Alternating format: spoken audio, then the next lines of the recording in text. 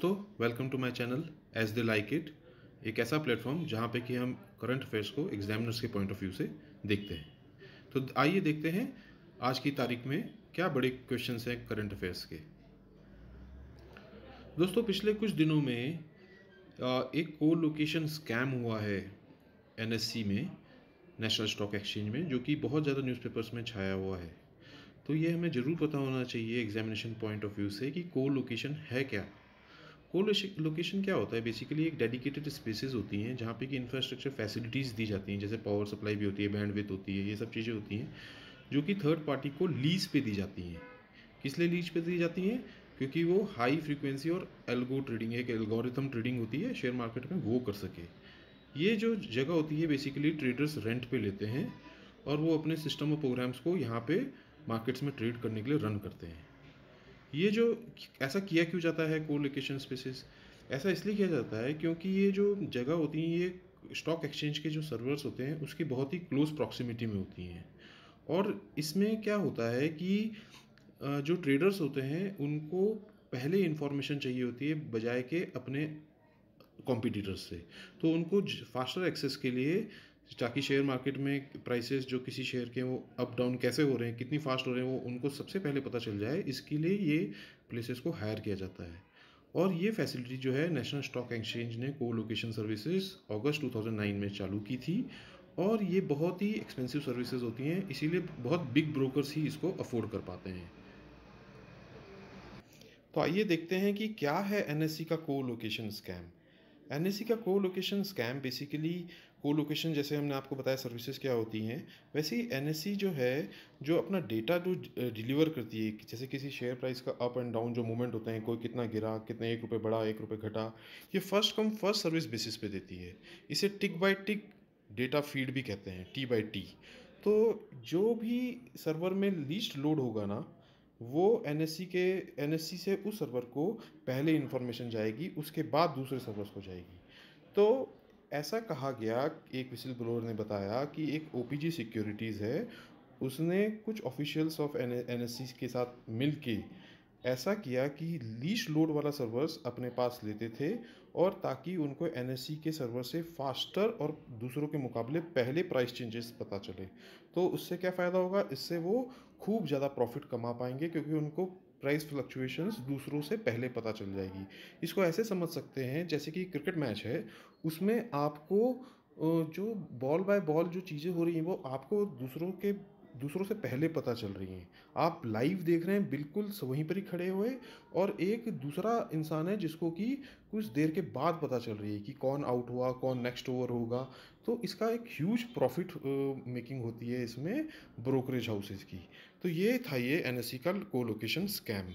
ये आपको ज़रूर पता होना चाहिए क्योंकि ये किसी भी एग्ज़ाम में पूछा जा सकता है। अब हम आ जाते हैं अपने आज के तीसरे क्वेश्चन पे कि डॉनबास रीजन क्या है। डॉनबास रीजन न्यूज़ में बहुत छाया हुआ है। Donbas region basically south eastern Ukraine का एक रीजन है, जिसकी कि दो मेजॉरिटी पार्ट्स हैं, वो डोनेट्स एंड लुहांस्क, दो टाइप के रीजन्स को कंस्टिट्यूट करता है।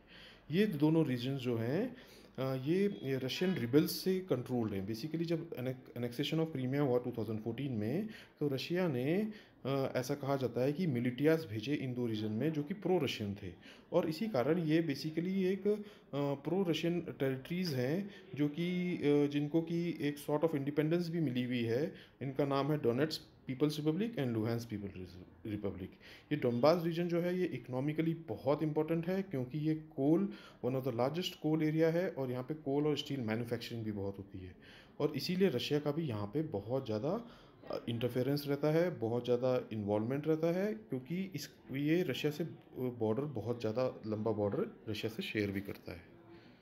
तो ये आपको पता होना चाहिए। दोस्तों, आ जाते हैं अपने नेक्स्ट क्वेश्चन पे। यूनिटी सैट क्या है? यूनिटी सैट बेसिकली एक स्पेस मिशन है, जिसमें कि इंडिया के students 75 years of Indian independence पे ये सैटेलाइट को कॉन्स्टलेशन ऊपर भेजेंगे, 75 सैटेलाइट्स को। तो ये इसलिए बहुत ज़्यादा लाइमलाइट में आया क्योंकि हमारे प्रधानमंत्री मोदी साहब ने यूनाइटेड नेशन जनरल असेंबली में 2021 में इस बात को बताया था कि on the occasion of 75 years of independence, India will send 75 satellites. Created by Indian students. तो ये प्रोजेक्ट जो है इसमें कौन कौन से स्टूडेंट्स हैं, चंडीगढ़ यूनिवर्सिटी के स्टूडेंट्स हैं, आईआईटी बॉम्बे के हैं और आईआईटी कानपुर के हैं, जो 2020 में से इस सेट यूनिटी सेट पे काम कर रहे हैं।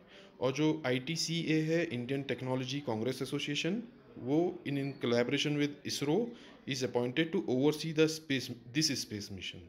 ये छोटी सी बात है, आपको पता होनी चाहिए बहुत इसको, क्योंकि हमारे जब प्रधानमंत्री यूएनजीए में इसके बारे में बोल रहे हैं तो आप समझ सकते हैं कि ये एग्ज़ाम पॉइंट ऑफ व्यू से कितना इंपॉर्टेंट हो जाता है। अब आ जाते हैं दोस्तों आज के नेक्स्ट और फिफ्थ क्वेश्चन पे कि chapter 7 of United Nations charter क्या है और इसके बारे में आजकल क्यों बात हो रही है। क्योंकि रशिया ने यूक्रेन पे अटैक किया है, तो इसी कारण बहुत सारे यूनाइटेड नेशन के जो मेंबर्स हैं वो बोल रहे हैं कि चैप्टर 7 का इस्तेमाल होना चाहिए। तो ये आपको भी पता होना चाहिए कि चैप्टर 7 एक्चुअली है क्या।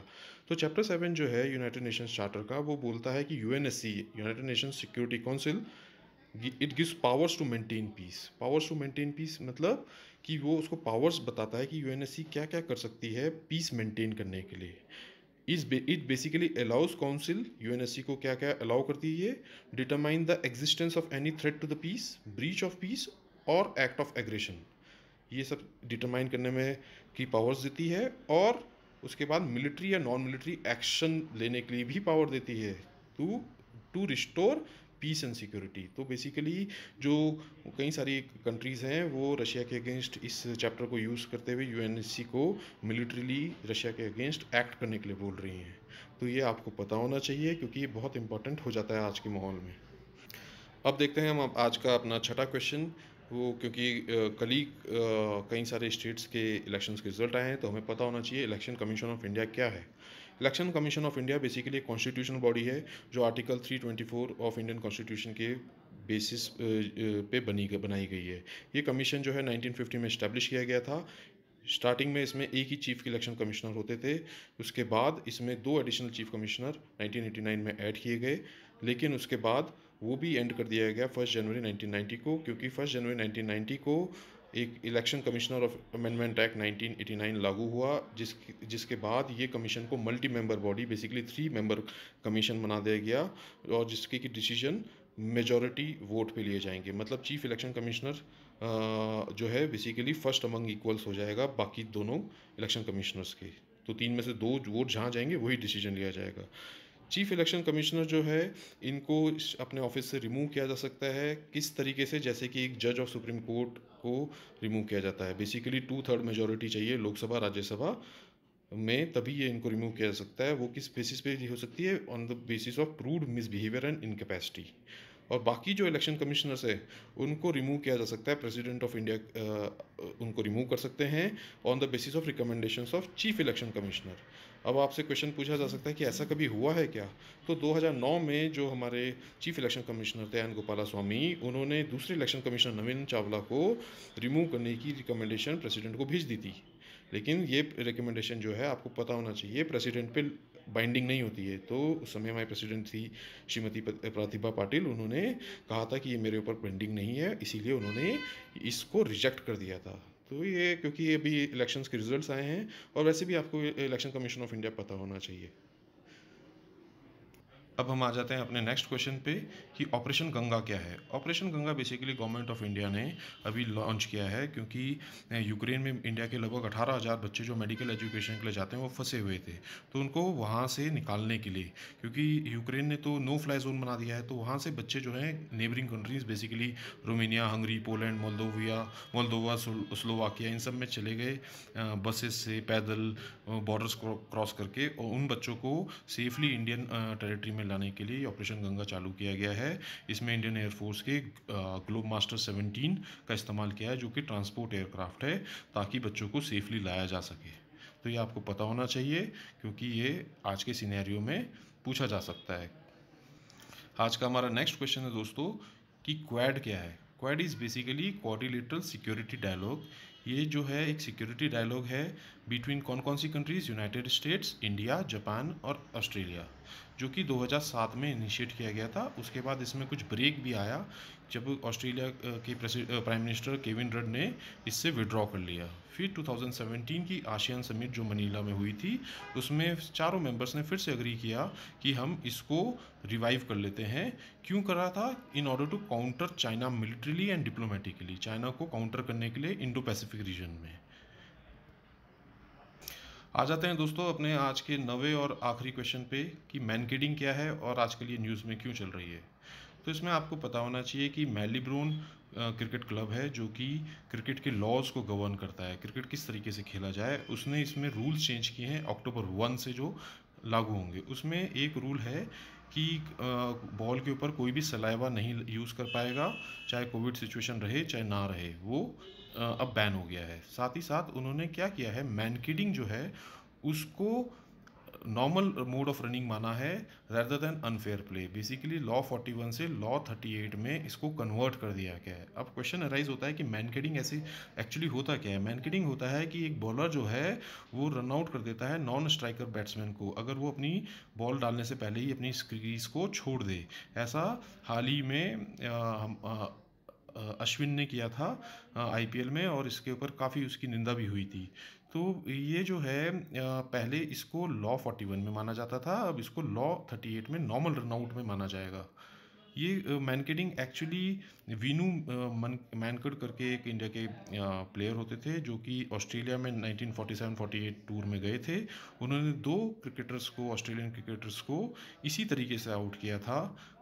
उनका नाम ब्राउन था, और इसीलिए वहाँ की मीडिया ने इसको मैनकिडिंग नाम का एक इंसिडेंट बताया, और धीरे धीरे ये मैनकिडिंग से ही पूरे वर्ल्ड में फेमस हो गया। तो आपको आज की डेट में ये पता होना चाहिए क्योंकि ये बड़ा फेमस हो रहा है और किसी भी एग्ज़ाम में पूछा जा सकता है स्पोर्ट्स सेक्शन में। तो आई होप दोस्तों आपको मेरी आज की ये वीडियो पसंद आई होगी। अगर आपको ये पसंद आई है तो मेरे चैनल को ज़रूर सब्सक्राइब करें, लाइक करें, शेयर करें, और ताकि मैं आपके लिए रेगुलरली करंट अफेयर्स पे इंपॉर्टेंट वीडियोस बनाता रहूँ। Thank you very much.